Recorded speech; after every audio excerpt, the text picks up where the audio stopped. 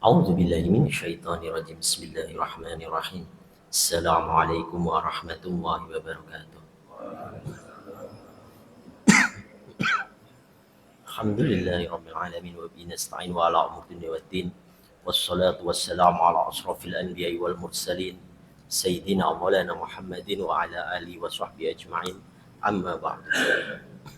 Alhamdulillah, pada pagi yang berbahagia ini kita masih diberikan taufik hidayah inayahnya, kekuatannya untuk bisa melaksanakan subuh berjamaah.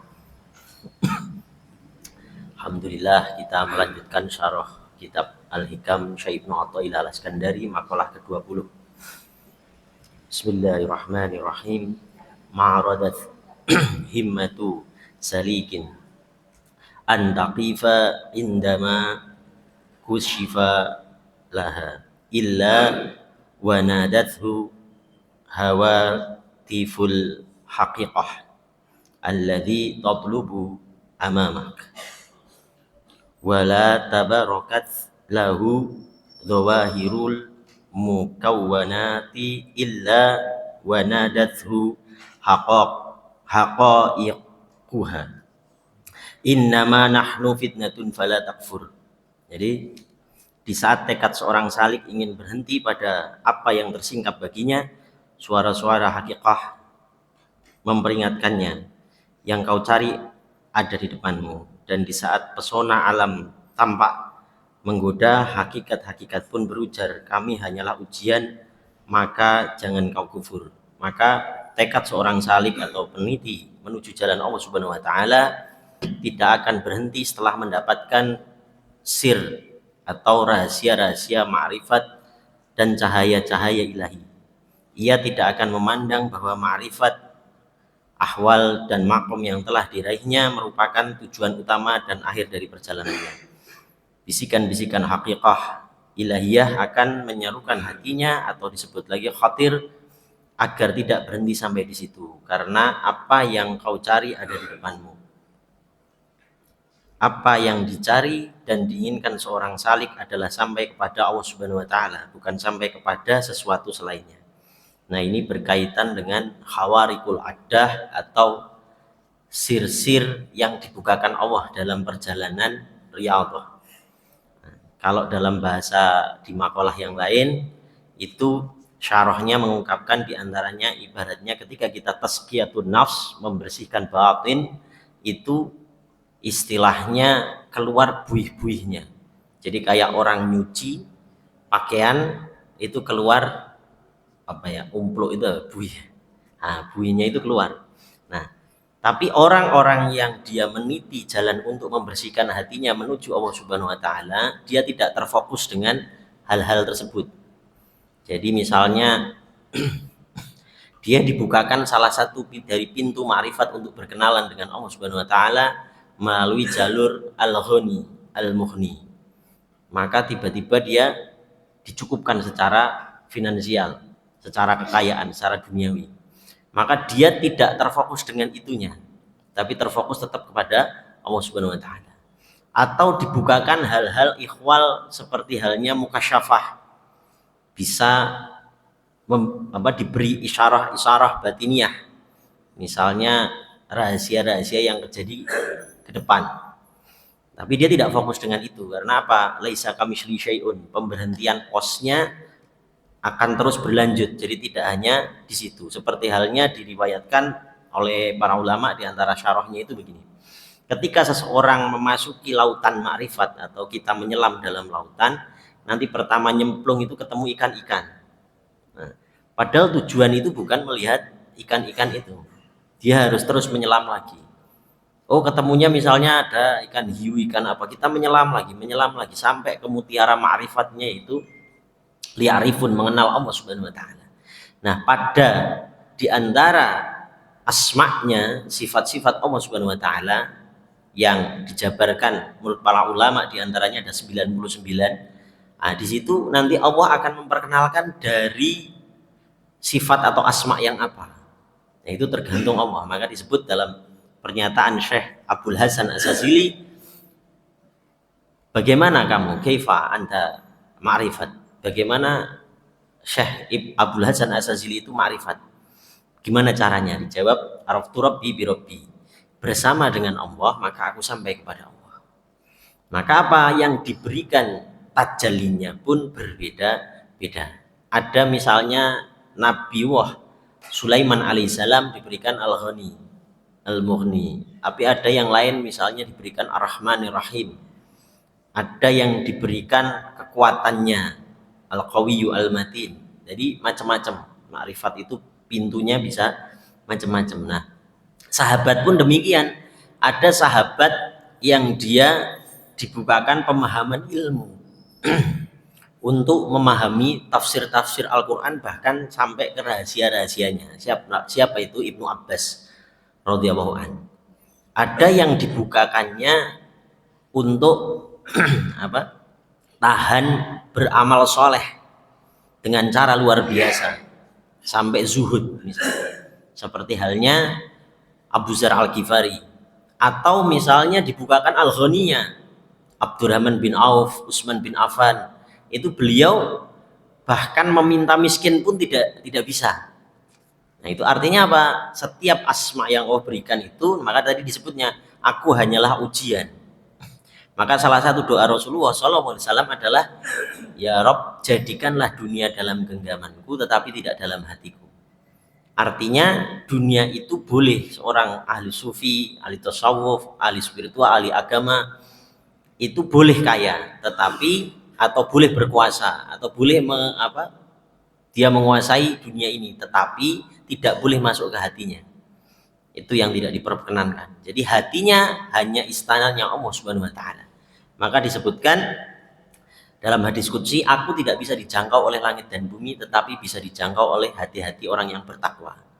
Sehingga hatinya letaknya hanya untuk Allah Subhanahu wa taala. Maka ketika diantaranya secara simbol itu, bapak tauhid itu adalah Nabi Ibrahim alaihissalam. Itu beliau disimbolkan perjalanan spiritual untuk tauhid, bertauhid kepada Allah Subhanahu wa taala. Maka tauhid itu secara lughawi dari wahidu, wahid dan tauhidan. Maknanya satu, menyatu. Jadi menyatu dalam kehendak Allah Subhanahu wa taala. Sehingga apa? Kita ini, syariat ini adalah wasilah metodologis. Untuk apa? Untuk bisa mengikis kehendak kita diganti dengan kehendak Allah Subhanahu wa taala.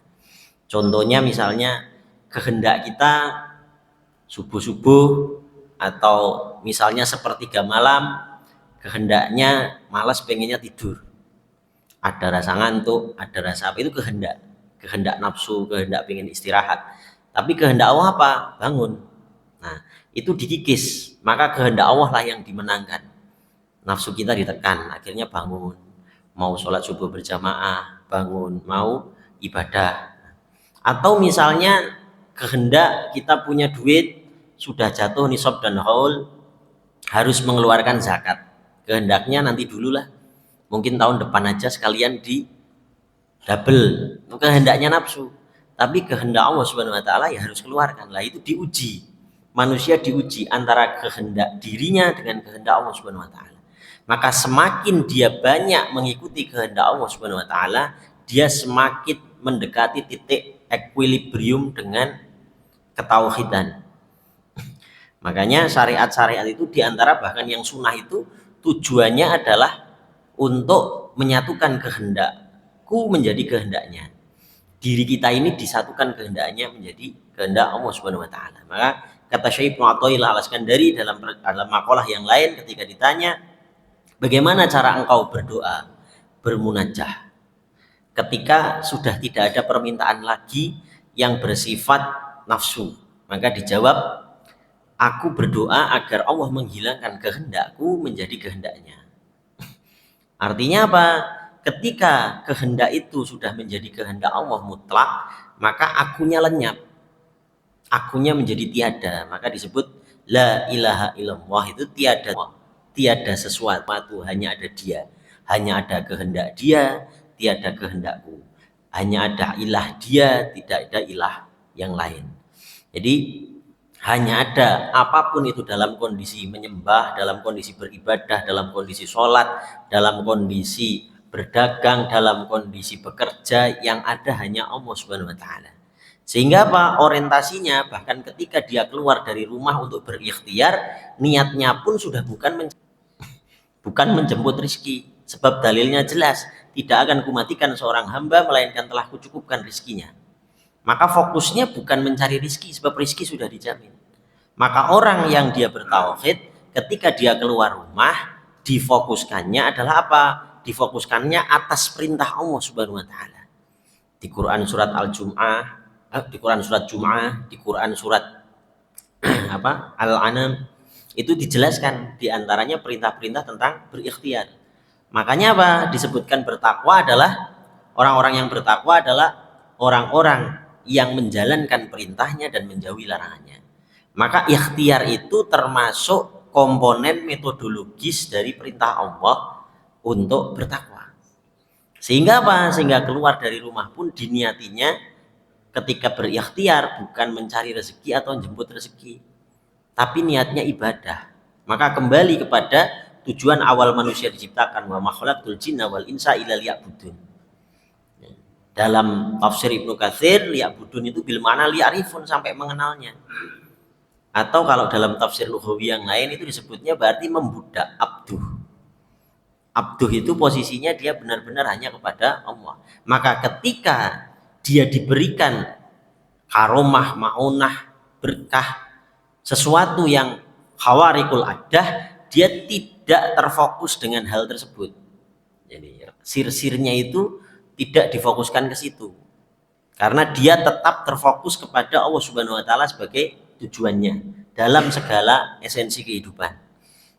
Maka hatinya, kolbinya terpatri hingga sirnya itu menuju hanya kepada Allah Subhanahu wa taala. Maka hidupnya dipenuhi dengan zikir mengingat. Zikrnya hanya dengan mengingat Allah Subhanahu wa taala. Nah, cara mengingatnya nanti ada bermacam-macam. Dengan misalnya sholat, dengan membaca Al-Quran, itu metodologis.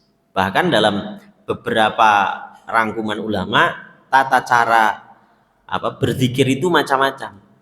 Jadi riyadhah itu macam-macam. Ada riyadhah yang dia bilisan, zikrul bilisan. Jadi lisannya yang bunyi.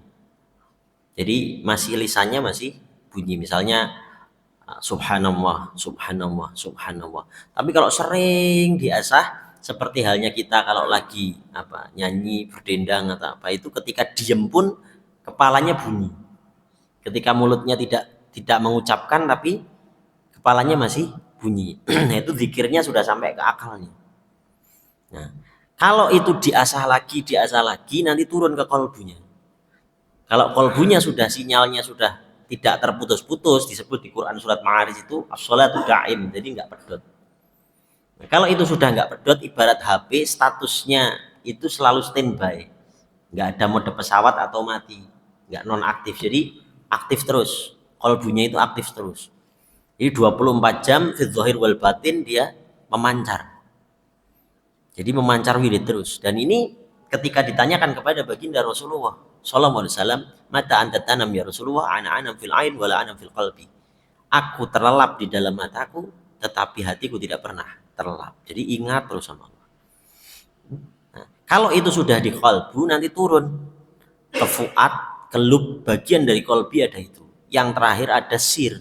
Nah, ini dijabarkan dalam kitabnya Syekh Abdul Qadir Al-Jaini, namanya Sir Al-Asrar. Nah, asrar itu tersimpan di dalam sir itu. Seperti halnya begini, dianalogikan oleh para ulama dalam syarahnya. Di antaranya apa? Asrar atau sir itu seperti halnya kalau kita mengingat orang yang kita cintai tanpa menyebut namanya. Contoh, kita punya anak, anaknya biasa makan bareng di ruang keluarga. Kalau kita masih bilisan, kita nyebut, Bu, biasanya ini ya, anak kita di sini ya makan bareng, itu masih kesebut, ingat tapi masih kesebut, namanya masih disebut, misalnya namanya siapa disebut. Tapi ada dia sendirian, tidak ada yang ajak diskusi, terus keinget anaknya lagi makan di situ, lalu di kepalanya itu teringat, tapi teringatnya masih ada namanya, oh si fulan anak saya, masih kesebut, jadi masih ada asmanya. Tapi ada seketika dia tidak nyebut asmanya atau namanya itu tidak tersebut, tapi tetap ingat. Jadi biasa makan bareng di situ, dia misalnya kuliah sampai setahun tidak ketemu, ingat, tapi tidak sampai nyebut namanya lah, itu ada di kolbunya yang mendalam lah. Yang disebut dalam beberapa kitab tasawuf ada zikir yang paling mendalam di dalam dalam asrar, dalam sirnya itu la saut wala harfin, tidak bersuara dan tidak ada lafaznya. Maknanya apa zikir sir ini? Zikir yang dia tidak terucap, misalnya Allah alif lam lam ha, itu nggak ada lafaznya tapi ngujam di sini. Rasa getarannya ada di dalam kolbi. Jadi setiap kita mau melakukan apapun itu ada. Misalnya kita pedagang, pedagangnya mau nimbang. Terus secara nafsu kita misalnya, kurangnya aja timbangan, nanti untungnya nambah. Tapi karena dia terlintas asrornya, sirnya, bahwa dia mengingat Allah bahwa itu nanti dosa, wailul lil mutaffifin, celakalah yang mengurangi timbangan, maka apa? Dia tidak mengurangi timbangan, dia tetap lurus dengan aturan Allah. Tapi tidak terucap, aku takut nanti dosa, atau tadi terucap dalam pikirannya wailul lil mutaffifin, itu masih terucap lafaznya. Tapi ada rasa takut itu muncul tanpa dalilnya muncul. Dalilnya nggak muncul, terus lafaznya tentang Allah nggak muncul, tapi rasa takut khaufnya itu menghujam di dalam kolbi. Nah, ini yang disebut sir al-asrar. Nah, itu yang terjadi juga kepada Nabi Musa alaihissalam ketika mau membelah lautan. Jadi dalam tafsir Ibnu Katsir diantaranya tidak seperti yang kita lihat di medsos. Biasanya di medsos itu kan ada ilustrasi Nabi Musa membelah lautan. Jadi seperti halnya di pinggir lautan, terus dilemparkan tongkatnya, lautannya membelah. Nah, dalam tafsir Ibnu Katsir itu enggak seperti itu. Jadi Nabi Musa sudah masuk dulu ke lautan. Saking dikejar Firaun, dia masuk ke lautan. Posisinya sudah tenggelam. Jadi sudah tenggelam, sempat tenggelam, air itu sudah sempat masuk ke mulutnya, bahkan para pengikutnya Bani Israel ini sudah mulai khawatir sebagian. Ini bener nggak nih nabinya? Kok kita nanti mati apa hidup ini nanti? Di belakang dikejar Firaun di lautan seperti ini. Nah, itulah akhirnya turun wahyu dan akhirnya menghujam di asrariyahnya. Jadi bukan berupa ya Musa bacalah ayat ini atau ya Musa bacalah doa ini. Tetapi apa? Lemparkanlah tongkatmu. Nah, asrornya berupa itu. Jadi melemparkan tongkatnya lalu terbelah. Nabi Musa tidak tahu apakah yang terjadi setelah melemparkan tongkatnya, tapi mengikuti dorongan asror dari sirnya, lemparkanlah tongkatmu maka terbelah. Nah, itu disebut asror. Maka asror itu atau sir al asror itu bisa jadi tidak berupa lafaz. Contoh misalnya kita dalam kondisi orang yang diberikan asrornya kepada ma'unah. Ma'unah itu untuk orang-orang yang bertakwa. Contoh misalnya kita biasa istiqomah sholat subuh berjamaah, nggak pernah pedot sholat berjamaahnya. Maka suatu ketika misalnya di seberang jalan gede ada truk mau nabrak, posisinya benar-benar sudah ketabrak, jadi sudah kepontang-panting. Tapi asrornya keluar, kamu injakan kakimu geser sebentar sedikit aja. Ternyata nggak jadi ke giles misalnya. Dan ternyata misalnya bisa kelempar sekian meter yang menyelamatkan kehidupannya. Itu seketika, nggak sampai kamu baca dulu ini nanti selamat, enggak. Tapi asrornya yang keluar. Nah, kalau orang-orang yang bertakwa disebut ma'unah. Kalau para wali disebut karomah. Contohnya misalnya Sayyidina Umar ibn Khattab. Itu ketika diberikan kabar oleh Amr bin As bahwa di Mesir itu ada budaya jahiliyah. Di antaranya apa? Ketika sungai Nil itu mengering, maka harus diberikan tumbal. Perempuan cantik yang disembelih dilemparkan ke sungai Nil, baru Nilnya mau keluar airnya. Maka apa yang terjadi setelah disurati, maka Umar bin Khattab sirnya tidak menggunakan bacalah ayat ini untuk mengeluarkan air di sungai Nil, tidak, tapi dibikin surat. Asrornya itu berupa surat. Maka suratnya apa bunyinya?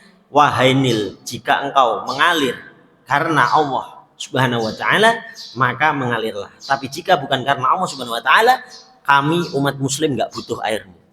Tertanda Amirul Mukminin Sayyidina Umar bin Khattab, stempel. Dikirim ke sungai Nil. dilempar ke Sungai Nil mengalir terus deras. Nah itu disebut karomah. Nah itu dari asrornya yang begini. Maka ada beberapa kiai-kiai sepuh itu kadang asrornya misalnya cuman menulis huruf alif atau apa, cuman seperti halnya celontengan huruf-huruf, tapi ternyata ada hawarikul adahnya. Nah itu diantaranya seperti itu. Itu yang disebut asror. Nah itu tidak pasti harus itu. Jadi tidak kalau baca ini nanti sekian nanti jadinya begini, tidak. Karena asror itu bermacam-macam. Seperti halnya misalnya yang terkenal di kisah itu Kanjeng Sunan Kalijogo dengan kerisnya karena kekeringan ditusukkan ke tanah terus keluar air. Akhirnya kerisnya yang dikeramatkan. Padahal bukan. Asrornya yang dikeramatkan. Yang mengandung khawarikul adah itu bukan kerisnya, tapi asrornya. Kalau kenangan secara historiknya ya kerisnya, seperti Nabi Musa, kenangan secara historisnya adalah tongkatnya Nabi Musa. Tapi sebetulnya kalau misalnya kita nemuin tongkatnya Nabi Musa terus dibawa ke lautan di pendung-pendungnya sampai sekarang nggak akan terbelah itu, karena tidak ada asrornya. Jadi yang manfaat itu asrornya. Makanya ada ungkapan dalam kitabnya yang dikarang Kanjeng Sunan Kalijogo, diantaranya ini yang disalah tafsirkan. Bunyinya apa? Kalau kamu megang nyekel dalimo nanti selamat uripmu. Yang dimaksud selamat dalimo itu apa? Qul huwallahu ahad, Allahu somad, lam yalid, walam yulad, walam yakul lahu kufuwan ahad. Dalil 5. Jadi barang siapa megang tauhid yang benar, aslinya maknanya barang siapa megang tauhid yang benar, nanti kamu selamat dunianya. Tapi karena kesalahan dalam memaknai tafsir, dalimonya dikiranya sebuah azimat, sebuah batu, padahal dalimon itu dalil 5. Jadi qul huwallahu ahad, Allahu somad, lam yalid, walam yulad, walam yakul lahu kufuwan ahad. Jadi dalimon. Nah, itu diantaranya seperti itu. Dan banyak falsafah yang misalnya ada sekaten, itu dari kata sahadatain. Nah, itu makna-makna yang tadinya dalam bahasa Arab ditarik ke istilah kultura. Maka disebut akulturasi atau asimilasi budaya.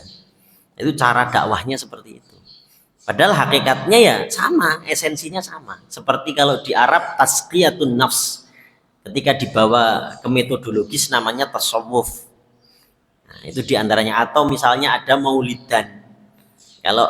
Kalau misalnya di Arab yang terbiasa ditanya mau apa maulidan, itu ada sebagian yang nggak boleh, bid'ah dan lain-lain. Tapi kalau bilang mau ngaji sirah nabawiyah, it's okay, nggak apa-apa. Artinya apa? Padahal maulidan itu ya sirah nabawiyah. Cuman istilahnya yang sedikit bumikan. Nah, itu diantaranya seperti itu. Seperti misalnya asror itu berkaitan dengan nanti menghujamnya wirid, menghujamnya sholat, menghujamnya segala sesuatu amaliyah syariat yang dia sudah mengkoneksikan antara qalbi yang ada di sir kepada Allah Subhanahu wa taala. Nah, dilatihnya apa? Misalnya kalau dalam thariqah itu misalnya dibayat untuk misalnya habis setiap sholat baca wirid la ilaha illallah 100 kali misalnya. Sholawatnya 313 itu dalam thariqah misalnya ada qadiriyah. Atau ada misalnya thariqah yang lain, bebas. Seperti halnya sahabat ketika bertanya, kenapa Muaz bin Jabal itu kok kalau tiap hari tidak diperhatikan sama Abu Dzar Al-Ghifari jarang berpuasa sunnah. Jadi nggak Senin Kemis, nggak misalnya Ayyamul Bait atau misalnya puasa Daud, itu nggak begitu. Ditanyakan kenapa Muaz bin Jabal seperti itu, dijawab kalau aku berpuasa khawatir tidak khatam Quran. Berarti apa? Thariqahnya khatam Quran. Dia istiqomahkan untuk khatam Quran tiap hari. Seperti saya misalnya ada belajar sama Syekh Said Nabil namanya. Beliau itu mengatur hidupnya 888. Jadi 8 jam khatam Quran, 8 jam untuk interaksi, 8 jam untuk istirahat. Itu ada yang seperti itu. Ada yang misalnya seperti Abu Ya Mufassir, tidak dikejar khataman Qurannya, tapi sholat malamnya yang kuat. Jadi bisa sampai 100 sampai 1000 rakaat. Itu baru di sholatnya. Tapi ada yang di puasanya. Ada yang dia di ridhonya. Makanya macam-macam. Ada yang nanti kelasnya di Ar-Rayyan, ada yang Ar-Ridho, ada yang As-Sholah. Pintu apa? Surga itu macam-macam. Nah, itu yang disebut torekoh sebetulnya. Jadi torekoh itu metodologis tarikh jalan menuju Allah yang dia diistiqomahkan. Nah, kalau torekohnya itu yang umum, maka berjamaiyah, maka disebut jamaiyah torekoh. Misalnya torekoh apa? Qadiriyah, ya imamnya Qadiriyah. Seperti halnya tadi misalnya Pak Ustadz imamnya siapa. Maka ketika dia berbayat ma'muman lillahi ta'ala, maka haram di tengah-tengah membatalkan mufarokoh. Contoh misalnya ustadznya tadi Allahu Akbar ruku, terus saya nggak mau ruku langsung sujud aja, ya rusak sholatnya. Maka sama ketika bertorekoh berbayat dengan imamnya siapa, maka ada metodologisnya yang diberikan, sebetulnya seperti itu. Nah, apakah torekoh wajib ini dan itu? Enggak, ada beberapa yang memang dia misalnya belum ketemu mursyidnya, maka disunahkan perbanyak membaca sholawat sehingga mursyidnya adalah Rasulullah SAW. Tapi ibarat sholat, ada sholat yang berjamaah dengan sholat munfarid. Ada yang dia bertorekoh secara sendiri, ada yang bertorekoh secara jamiah. Itu ibaratnya begitu. Itu metodologis. Artinya hanya cara, tata cara. Kayak, oh kita mau silaturahim ke misalnya Jawa Timur, ke Surabaya. Ada yang di kolektif. Ayo sewa bis bareng-bareng. Ada yang, oh saya bawa mobil sendiri aja. Oh saya pakai motor aja. Oh saya budgetnya pakai motor aja. Lah itu sama. Yang penting apa? Tujuan akhirnya adalah sama. Nah maka dalam beragama itu tujuan akhirnya harus Allah Subhanahu wa Ta'ala. Nah maka ketika nanti beribadah, metodologi segala dalam syariat itu difokuskan ihsan, melihat Allah. Maka disebutnya dalam ihsan itu adalah beribadahlah seperti melihatku, dan jika tidak melihatku aku melihatmu. Maka ketika bahkan kita misalnya Allahumma barik lana fima razaqtana wa qina adzabannar, maka makannya untuk Allah Subhanahu wa Ta'ala, sehingga mengingat Allah. Sebelum makan mengingat Allah. Oh mau tidur, bismika Allahumma wa ahya wa amut. Ahya kehidupanku dan mautku dipegang mutlak sama Allah. Maka mau tidur pun ingat Allah. Oh mau keluar, bismillahirrahmanirrahim, Allah la haula wala quwata illa billahil aliyil azim. Sehingga apa? Perjalanannya masih ada dengan Allah, membersamai Allah. Bahkan mau sholat pun panggilan azan misalnya tadi hayya 'alas shalah, hayya 'alal falah, dijawab la haula wala quwata illa billahil aliyil azim. Artinya apa? Sampai ke masjid ini kita sholat itu dipinjemi kekuatannya Allah, bukan karena kita kuat. Kita nggak punya tenaga apa-apa. Buktinya apa? Buktinya misalnya orang yang benar-benar pengen niat sholat pun berjamaah, tiba-tiba pas waktu mau ambil wudhu dia kena serangan stroke misalnya. Terus susah langsung untuk melangkah. Itu susah. Berarti apa? Bukti bahwasannya tidak hanya dengan semangat saja, tapi memang Allah membagikan berupa kekuatan. Bahkan ketika bersedekah pun itu yang dilakukan. Sehingga duit ini tidak merasa punyanya sendiri. Kenapa kadang kata dulu ketika saya ngaji, kenapa orang itu susah untuk ikhlas, mukhlasin? Karena ketika dia menyedekahkan atau beramal, dia melihat itu punyanya dia. Sehingga susah untuk ikhlas. Contoh gini, misal jalan atau keluar dari masjid, nanti ada orang dermawan ngasih uang 10 juta. Pak, saya ngasih uang 10 juta, nitip ya, yang 1 juta buat jenengan, buat antum, tetapi yang 9 juta tolong dibagikan ke jamaah. Itu ketika bagi itu ikhlas itu. Karena rasanya apa? Ini bukan duitnya, memang diperintah suruh bagi aja. Tapi kalau untuk mengeluarkan sendiri, itu bisa jadi lebih berat. Mengeluarkan 9 juta langsung itu, nanti apa balik enggak ya? Oh nanti pahalanya masih begitu. Tapi kalau cuma disuruh ini duitnya punya orang terus dibagiin, itu ikhlas mas. Lali udah besok udah enggak diinget-inget itu duit 9 juta. Kenapa? Karena enggak merasa miliknya sendiri. Maka lahu ma fis samawati wa ma fil ardh. Apa yang ada di langit dan di bumi kepunyaannya Allah Subhanahu wa Ta'ala. harusnya menghadirkan Allahnya dari mulai start tadi, lahu ma fis samawati wa ma fil ardh. Sehingga apa, duit ini seperti halnya tadi orang nitip 10 juta, ya ini Allah titipkan ke saya. Kebetulan kalau zakat berarti 2,5%. Kalau sedekah mungkin bisa lebih dari 2,5%. Maka ketika mengeluarkannya bisa menjadi ikhlas. Nah, ikhlas itulah yang membuka sir al-asrar dalam thariqatus shadaqah, thariqatus zakah. Itu yang buka. Kalau sudah ikhlas dalam misalnya sholatnya ya ikhlas, maka itu kebuka asrornya. Kalau asror sudah buka, sinyalnya seperti HP ini nggak pedot, maka disebut as-sholatu daim, sholat yang berterus-terus. Bahkan ketika Sayyidina Utsman bin Affan radhiyallahu an, itu beliau ketika tidur itu lidahnya itu bergerak. Kadang-kadang terdengar suara tek tek tek gitu. Khodimnya penasaran, apa ini suara? Dicari suaranya, ternyata dari lidahnya Sayyidina Utsman. Lalu diintip, apa sih, penasaran. Ketika diintip, dideketin, ternyata ada suara Allah, Allah, Allah. Posisinya tidur. Kalau kita gitu, nah, itu enggak, Sayyidina Utsman Allah, Allah, Allah. Artinya apa? Bahkan dalam tidurnya pun ingatannya tidak terputus. Zahir wal batin berarti. Jadi 24 jam itu nyatu. Itu sesuai dengan hadisnya Rasulullah SAW. Ketika ditanya mata anda tanam kapan, Rasulullah itu terlelap. Dijawab ana fil ain wal anam fil qalbi. Atau misalnya begini, kita terlalu senang dengan sesuatu, misal, saya nabung, pengen beli mobil. Setelah 3 tahun akhirnya kebeli mobilnya. Setelah kebeli, dipoles-poles, terus tiap hari masuk mobil di starter, didengerin mesinnya, sampai tidur pun ingetnya mimpinya mobil. Itu kenapa? Karena saking cintanya dengan itu, masuk ke bawah sadarnya, ke bawah ke mimpi.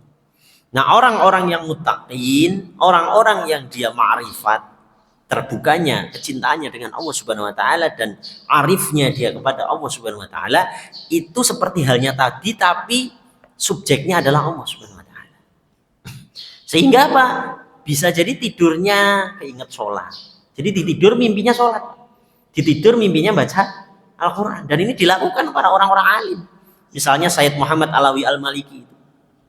Di Mekah itu beliau ketika tidur kadang ingatannya masih ngajar. Ingatannya masih sholat. Ingatannya kadang masih ngaji. Padahal tidur mimpinya aja itu. Karena apa? Karena sudah terpatri di kolbunya bahwa hubungan dia dengan Allah itu intens. Seperti halnya misalnya kita puasa kadang sudah terbiasa buka puasa. Akhirnya apa? Ketiduran, misalnya habis sholat asar ketiduran keliyep. Terus mimpinya sudah buka.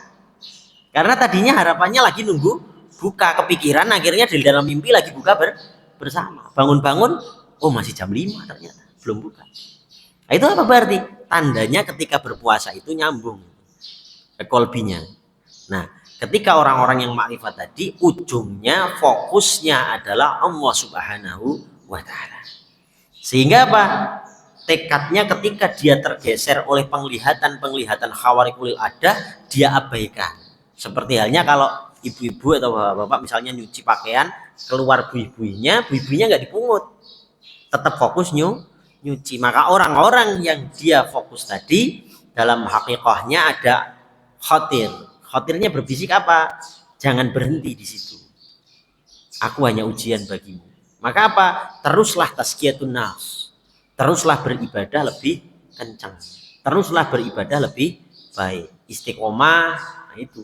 Sehingga apa? Terbukanya jalan untuk mencapai al-wilayatul auliya. Jadi setiap aulia itu punya wilayah kemakrifatan. Yang dimaksud makrifat wilayah itu analoginya begini. Misalnya di Jakarta ditanya, pernah ke Jakarta? Pernah.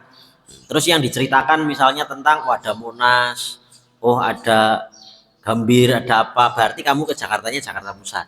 Tapi ada yang menceritakan misalnya tentang ada Senayan, ada Gedung Dewan, ada kebun binatang, berarti di Jakarta Selatan itu al-wilayah. Sama ketika seorang berwirid, berzikir dan mencapai takaran ma'rifat, dia punya al-wilayatul aulia. Al-wilayatul auliyanya apa? Misalnya dia dibukakannya tajalinya ar-Rahman ar-Rahim. Maka hidupnya terfokus dengan Rahmanur Rahim. Melihat orang, kasih sayang. Mau orangnya jahat, mau orangnya baik, kasih sayang. Itu wilayatul auliya ar-Rahmanir Rahim. Ada yang dibukakannya al-wilayatul auliya ya fatahu ya razak. Sehingga apa, tiap harinya atau tiap bulannya dia mungkin bisa buka usaha lagi. Buka usaha lagi, lapangan pekerjaan buka, lapangan pekerjaan buka. Itu wali yang dibukakan ya fatahu ya razak. Membukakan rezeki orang dengan tangannya. Ada lagi yang dibukakannya asobar. Sudah sholat, sudah puasa, sudah wirid, tapi hidupnya kayaknya isinya musibah terus. Anaknya sakit, anaknya udah sembuh, gantian istrinya sakit, istrinya udah sembuh, gantian dirinya sakit, dirinya udah sembuh, ketipu orang. Padahal saya itu wirid Ustaz, padahal saya itu ibadah, tapi isinya kenapa musibah terus? Karena yang dibuka al-wilayatul sabar. Seperti halnya siapa? Nabi Ayub alaihi salam. Jadi macam-macam. Bisa jadi Allah mau memasukkan surganya, mau berkenalan dengannya dengan berbagai macam sifatnya. Ada yang al-hasib, yang maha menjamin. Jadi hidupnya nggak pegang uang. Hidupnya tidak megang harta. Tapi, wah saya mau kemana? Ada. Tiba-tiba ada yang ngajak. Woi saya mau ziarah nih. Tiba-tiba ada yang ngajak. Tidak pakai duit, ada yang ngajak. Itu al-hasib. Allah bukakan. Ada lagi yang dibukakan misalnya al-alim seperti al-Imam Syafi'i. Buka kitab, hafal. Dengar, hafal. Baca Quran, hafal langsung. Sekali baca langsung hafal. Itu dibukakan al-alim. Atau misalnya dalam ilmu dibukakannya as-sabar. Ngajinya tekun banget. Tiap majelis didatangi, tiap hari bahkan. Pokoknya ikut majelis apa aja. Bahkan ikut khataman Quran, ikut tahfidzul Quran. Tapi belajar tahfidzul Quran sudah 3 tahun gak hafal-hafal. Ternyata apa yang dikasih as-sabar bukan al-alim. Jadi tidak dikasih hafiznya. Tapi apa? Allah sedang berbicara, kamu masuk surganya karena sabar. Karena apa? Thalibil ilmi perintahnya. Thalibil ilmi itu cari. Cari itu belum tentu dapat. Contoh kita punya anak, ditaruh HP-nya di belakang atau di kamar, kita lagi di teras. Nah, ambilkan HP bapak. Anaknya ada 3, lari langsung. Yang keluar anak 1 doang yang bawa HP, yang lain 2 tetap keluar tapi nggak bawa HP karena HP-nya memang 1. Tapi bapaknya, oh anakku berarti kalau tak perintah pada dengerin. Berarti yang terpenting apa? Menjalankan perintah. Ya, maka ketika ada perintah dari Allah Subhanahu wa taala, thalibil ilmi, maka apa? Carilah ilmu. Ya, cari itu belum tentu ketemu. Kita datang ke majelis, kita ikut khataman Quran atau menghafal Al-Quran. Tetapi ternyata Allah tidak membukakan itu, membukakannya as-sabar. Tapi ada orang dibukakan al-alim, tapi diuji lagi. Apakah ilmunya bermanfaat, terus dia amanah dengan ilmunya atau tidak. Kalau dia tidak amanah dengan ilmunya, ada satu hadis yang mengancam. Nanti yang masuk neraka pertama kali diantaranya ulama. Mendahului Fir'aun dan Haman. Mendahului orang-orang kafir. Bahkan kata Abu Mufazir dalam hadis yang lain, ulama itu dibangkitkan dengan 3 golongan. Pertama, ulama bermuka rembulan, cerah. Ini masuk surga. Tapi yang 2, ulama bermuka merah dan ulama bermuka hitam. Yang bermuka hitam yang menyesatkan fatwanya dengan umat. Jadi menyesatkan umat. Yang bermuka merah yang menjual ayat-ayatnya demi kepentingan dunia. Itu ancamannya seperti itu. Wallahu a'lam bishawab. Nah, jadi saat dunia menebar pesonanya atau menebar sirnya, dibukakan untuknya, ia akan berseru dengan suara yang tak kau dengar, kami hanyalah ujian dan cobaan, maka jangan kau tertipu oleh kami dan jangan berhenti sampai di sini. Jangan jadikan dirimu budak kami sehingga kau akan terhalang dari Allah Subhanahu wa taala, karena sikap semacam ini sama saja dengan kufur terhadap nikmat Allah Subhanahu wa taala, pemberi nikmat. Maka ada orang-orang yang berzikir terus dibukakan aneh-aneh. Misalnya dibukakan dari al-wilayatulnya itu ya batin. Dari sifat Allah itu ada ya batin. Jadi terbukanya yang maha tersembunyi. Tapi karena dia tidak mendalami kajian-kajian ma'rifat, akhirnya salah menafsirkan. Setelah dia wirid, dia melihat alam-alam aneh-aneh, bahkan dibukakan alam jin, tiap hari golek jin. Tiap hari golek pusaka. Setiap sholat wiridan yang narik pusaka dari alam lain atau harta karun alam lain. Allahnya hilang. Jadi fokusnya kalau ditanya, wah aku makrifat bisa nembus ini itu. Padahal bukan makrifat itu. Itu tadi yang disebut ujian tadi. Ujian al-wilayah. Ada lagi yang diberikannya al-qawiyyu al-matin. Kuat dan perkasa tapi salah tafsir. Akhirnya apa? Datang ke pasar uji apa? Kebal. Akhirnya malah ketika dia wirid tiap malam, sholat hajat, dia wiridnya untuk memperkuat jasadnya. Tapi Allahnya hilang.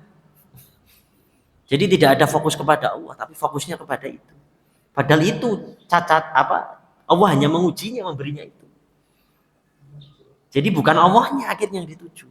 Itu kalau berkaitan dengan ilmu-ilmu khawarikul ada. Ada yang orang diberikan khawarikul ada itu duit. Duitnya datang terus. Contoh misalnya saya pernah diceritain ada seorang di daerah Bekasi. Namanya saya sebut boleh karena ini kebaikan. Beliau namanya Ayah Sayadi. Itu tak tanya. Ya kok nek sedekah sebulan wajib 30 juta. Gimana itu ceritanya?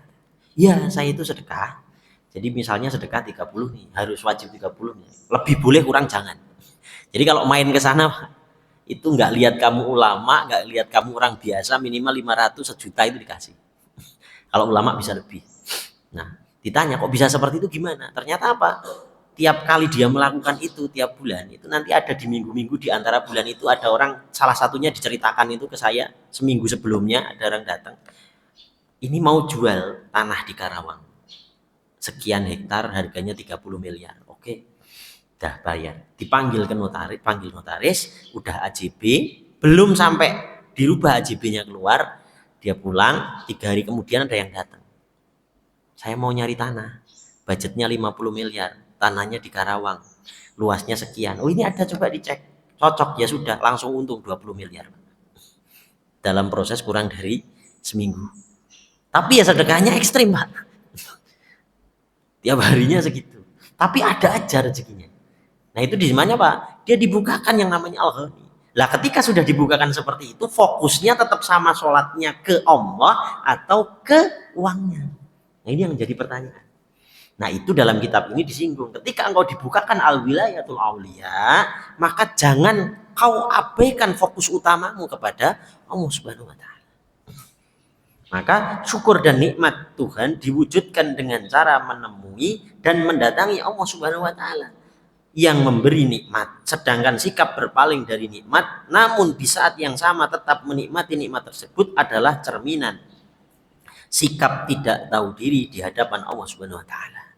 Ini sama aja bapak-bapak bawa duit ke rumah dikasih ke ibu, ibunya, istrinya ngitung duit sibuk, nggak bikinin teh, nggak bikinin makan, nggak ngajak ngobrol. Kira-kira gimana? Nggak nyaman. Sama, Allah kasih itu rezeki, tapi kita setiap kali sholat fokusnya ke ilahnya rezeki saja. Allahnya hilang. Maka disindir sama Syekh Abdul Qadir Al-Jailani dalam kitabnya, sesungguhnya Tuhan-Tuhanmu ada di kakiku. Yang dimaksud bukan Tuhan Allah, tapi Tuhan yang kamu sembah tentang rezeki, tentang apa itu ada di kakinya Syekh Abdul Qadir Al-Jailani. Itu sindiran keras. Jadi banyak orang berdoa, banyak orang beribadah, tetapi Tuhannya, ilahnya bukan Allah Subhanahu wa Ta'ala. Tapi bisa jadi rezeki, bisa jadi kekuasaan, bisa jadi macam-macam. Wallahu a'lam bishawab. Ada pertanyaan? Ini sudah makalah ke-20. Isroknya, suruhnya jam 6? 6 lebih berapa? 4 menit lagi. Ada pertanyaan? Monggo silahkan kalau ada pertanyaan. Ini makalah ke-20 sudah selesai. Tunggu sudah. Ada pertanyaan? Boleh di luar tema, boleh. Ini paham atau apa? Mudeng atau mubeng? tanya di luar aja. Cara saja Ustaz. Wah, nggak ada pertanyaan, mudeng apa mubeng?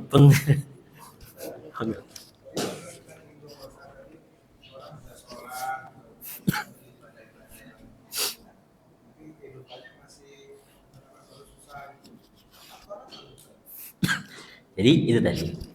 Allah Subhanahu wa taala terkadang itu mencumbu. Makanya disebut inna waha ma yukhairu biqaumin hatta yukhairu ma bi anfusihim. Kalau dalam terjemahan Allah tidak akan merubah nasib suatu kaum kecuali kaum itu merubahnya. Tapi sebetulnya kalau dalam tafsir Lughawi itu secara bahasa itu keliru. Yang benar adalah ketika kalau lajnanya inna waha man yukhairu biqaumin hatta yukhairu ma bi anfusihim, benar terjemahannya. Ada insan merubah takdirnya, tapi inna waha ma. Maka terjemahnya adalah Allah tidak akan berubah nikmat jadi bencana, kesusahan, atau kesusahan itu jadi nikmat, jadi kemudahan, kecuali kolbunya yang berubah. Binafsihim yukhayyir. Maka maknanya apa? Ada seseorang yang diberikan misalnya kayak Nabi Ayub itu sakit, padahal sholatnya luar biasa, terus wiridnya mungkin luar biasa, riyadhahnya luar biasa, Nabi, Anbiya, tapi kenapa diberikan penyakit? Apa kata Nabi Ayub alaihissalam? Alhamdulillahirabbil alamin. Inilah cara Allah mencumbu saya. Jadi dirubah rasa sakitnya, dirubah. Itu menguji. Jadi Allah itu kadang memperkenalkan diri bisa dengan cara dikasih benar-benar. Jadi ketika Allah itu mau memperkenalkan diri dengan eksistensinya Maha Pemurah, maka ketika kita beribadah Allah jabarkan pemurahnya. Apa yang kita punya hajat kasih. Kita butuhnya finansial dikasih. Tapi ada Allah ingin memperkenalkan diri secara apa? Ini aku maha perkasanya dan ya suka-suka saya yang punya otoritas. Akhirnya apa? Ya dibikin sakit dulu, dibikin kekurangan finansial. Tapi tujuannya adalah apa? Menguji secinta apa engkau denganku. Itu terserah Allah. Bukannya al-wilayatul auliyanya terserah Allah. Seperti halnya misalnya Nabi pun ada yang seperti Nabi Ayub. Taatnya kurang apa luar biasa. Nabi Ayub itu dalam beberapa riwayat tidak akan ada orang yang punya penyakit seperti Nabi Ayub baik sebelum atau sesudahnya. Buat apa nanti di akhirat ketika dihisab, ketika ada orang ya itu dulu nggak jarang sholat, jarang ibadah, kenapa saya sakit-sakitan? Maka dipanggilkan Nabi Ayub. Apakah sakitmu lebih parah dari Nabi Ayub? Enggak. Nah kok Nabi Ayub masih ibadah? Nah, terus ada orang misalnya, saya ini sibuk, bisnis saya banyak, ngurusi harta dunia saya banyak, makanya saya nggak sempat sholat. Maka dipanggilkan Nabi Sulaiman. Apakah kamu lebih kaya dari Nabi Sulaiman? Nabi Sulaiman masih ibadah. Oh enggak, saya ini pejabat, ngatur negara itu banyak urusannya sehingga sholat tidak dijalankan, sehingga ibadahku tidak bisa beramal soleh. Panggilkan Nabi Yusuf. Urusan yang dihandle sama Nabi Yusuf itu 2/3 dunia, ekonomi, pangan dan lain-lain. Apa kamu lebih sibuk dari Nabi Yusuf? Enggak. Nabi Yusuf sholat enggak? Sholat. Maka gugur semua. Nah dari setiap nabi-nabi itu kisahnya dijabarkan. Maka Quran ini adalah menjabarkan segala kehidupan kita. Ada orang yang mungkin saya itu sudah berbuat baik sama keluarga, tapi kok saudara-saudara saya mendolimi saya. Nah, bisa jadi seperti Nabi Yusuf. Nah, maka ketika itu terjadi dibalikkan kepada Allah melalui Al-Quran. Obatnya. Sehingga apa yang dirasa? Ternyata sakit itu akan lenyap ketika yang dilihat siapa pemberinya. Contoh, kita diberikan misalnya pulpen tapi sama orang yang kita senangi. Entah itu pejabat, entah itu artis, entah itu ulama, tapi orang ini senang ngefans, ngasih cuman pulpen. Oh, itu bisa jadi ditaruh di etalase cantik di rumah, dikasih wewangian, ditulisi pulpen dari Jadi pulpennya nggak penting sebetulnya, tapi dari siapa? Maka orang yang dia bermakrifat kepada Allah Subhanahu wa taala, dia tidak melihat dikasihnya duit, rezeki atau sakit. Tapi dilihat siapa yang ngasih. Oh, Allah yang ngasih. Ketika yang ngasih Allah pasti baik.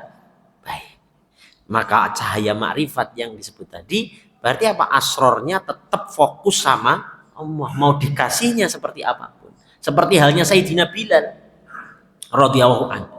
Itu disetrika digebukin, diinjek-injek, tapi yang dia ucapkan ahad tu ahad. Karena apa? Ini pemberian dari Allah, tata cara Allah mengasih rahmatnya. Kalau bahasa lebih vulgarnya, ibaratnya orang sedang malam pertama. Perempuan itu bisa sakit, tapi ketika paginya dia senyum. Kenapa? Terlarut sama cinta. Sama orang yang dia sudah terlarut sama cintanya Allah, Nabi Ayub itu larut dengan cintanya Allah, maka disebut abdan syakuro. Bukan syukur tapi syakur. Kalau syukur kita dapat hadiah, alhamdulillahirabbil alamin. Hadiahnya tiba-tiba dicolong hilang. Innalillahi wa inna ilaihi rajiun, tapi hatinya seandainya nggak hilang. Nah, itu syukur itu masih. Tapi kalau syakur, nih kelasnya kayak Nabi Ayub. Dikasih hadiah, alhamdulillahirabbil alamin. Hadiahnya hilang, kesehatannya hilang, anaknya bahkan dimeninggalkan semua tujuh-tujuhnya. Yang terucap dari lisannya, alhamdulillahirabbil alamin. Jiddan wa jiddan. Sangat-sangat alhamdulillah. Jadi alhamdulillahnya lebih 10 kali lipat daripada pas tadi dikasih. Ini syakur namanya. Maka disebut abdan syakuro qalilan, sedikit sekali. Nah, itu kelasnya sudah memang ya mengenal Allah tenan. Jadi melihat Allah itu la maujud illallah, tidak ada yang berwujud kecuali Allah. Maka ketemu syuhud, syahadah. Itu apa? Menyaksikan. Jadi menyaksikan Allah benar-benar menyaksikan. Maka asyhadu alla ilaha illallah. Jadi tiap hari itu melihat Allah, Allah, Allah, Allah, Allah, makan Allah, ini Allah, kasih sakit Allah, Allah terus.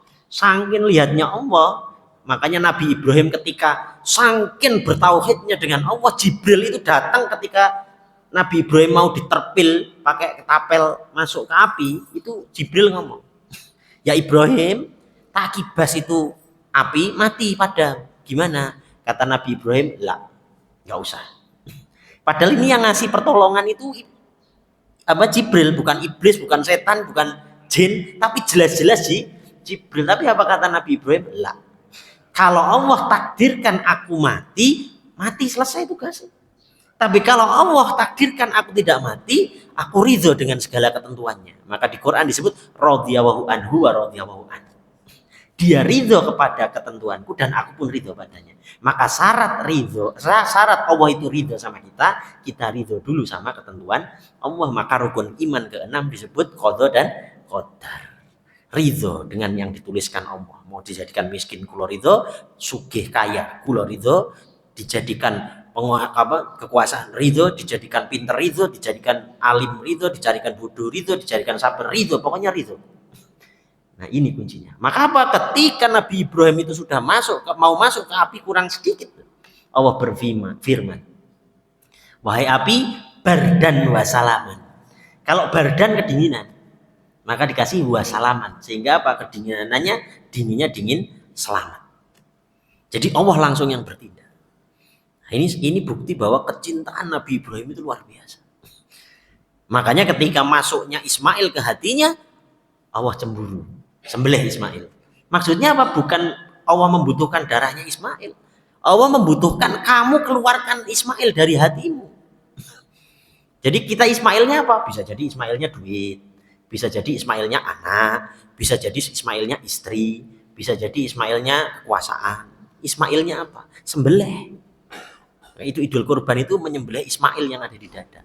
Makanya Sayyidatuna Hajar dicintai sama Ibrahim, saking cintanya, sampai ketika Sayyidatuna Sarah itu saking cemburu, kalau kamu itu beneran masih ada cinta denganku, itu apa, lukai itu Sayyidatuna Hajar. Dilukai dengan apa? Dikasih anting. Jadi anting itu karena permintaan Sayyidatuna Sarah. Lukai itu istrimu, kalau memang kamu masih cinta sama saya. Dilukai tapi dikasih anting, kasih perhiasan. Ternyata setelah dikasih perhiasan kok tambah cantik. Akhirnya apa? Malah tadi tambah cantik. Akhirnya apa? Turunlah perintah, diantaranya apa? Tinggalkanlah Ismail dan Sayyidatuna Hajar. Karena apa? Biar mengeluarkan dari hatinya. Dan pada saat itu Sayyidatuna Hajar tanya, ya Ibrahim, apakah ini perintah dari Allah? Kalau ini perintah dari Allah, aku terima. Maka Ibrahim mengangguk dan diam. Maka apa? Ketika kita sudah berikhtiar, sudah beriadah, sudah diwiridkan, masalah hidup masih ada, diam saya. Gak usah cerita kemana-mana, diam. Tanyakan kepada Allah. Ya Allah, aku ikhtiarku sudah selesai sampai di sini tak maksimalkan. Misalnya punya utang banyak sampai sekian ratus juta atau sekian M. Aku sudah usaha, aku sudah ditagih seperti ini, aku sudah nggak ada daya upaya lagi, diam. Aku sudah wirid, sholat malam, sudah puasa, masih diam. Silahkan monggo. Itu syariat dari Nabi Ibrahim. Maka Allah yang langsung turun tangan menyelesaikan itu. Dalilnya lagi, intan suruh yang suruhkum, barang siapa mengurus agamaku, tak urus kamu. Maka syariatnya diantara yang dicontohkan para nabi, ketika sudah masalah itu sudah diikhtiarkan sampai maksimal, diam. Makanya ketika perang Uhud itu, kocar kacirnya ketika ya sudah, ternyata sudah dibikin parit, sudah diapa, tetap masih ada halangan, maka Allah yang turun tangan langsung. Dikirimkan badai perang parit itu dimenangkan kaum muslim. Jadi kalau sudah ikhtiar, sudah mentok, apa sudah selesai semua, sudah secara dohiriah batiniah, sudah sholat hajat, sholat tahajud, sholat poso, sunahnya sudah semua, sedekah ya sudah, apa masalah belum kelar-kelar, diam. Itu nanti Allah kasih petunjuk, langsung kasih pertolongan. Iyyaka na'budu wa iyyaka nasta'in, hanya kepadamu lah. Maka di tasjid menghamba. Wallahu a'lam bishawab. Ada pertanyaan lain? Kalau nggak ada, saya tutup. Udah saya kan? Saya tutup. Wal muwaffiq aqwamin thariq wa billahi taufiq wal hidayah. Wassalamualaikum warahmatullahi wabarakatuh.